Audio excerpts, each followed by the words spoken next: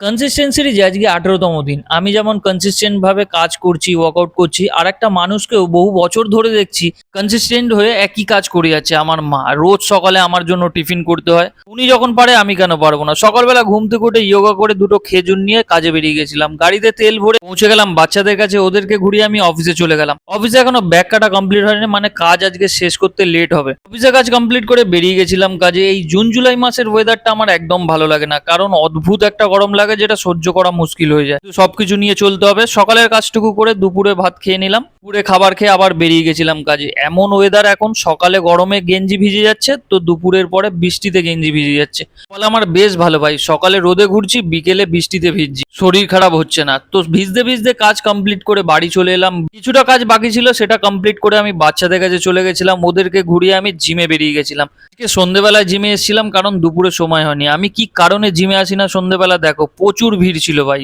জিমে এসে হালকা ওয়ার্ম আপ করে পুল আপ শুরু করেছিলাম। নর্মাল পুল আপ করার পরে একটু ওয়েট লাগিয়ে পুল আপ করলাম, কারণ যদি একটু হাইটটা বাড়ে, কিন্তু আমার মনে হয় না বাড়বে। এটা কমপ্লিট করে আমি রিভার্স গ্রিপ ব্ল্যাট পুল ডাউনে 3 সেট।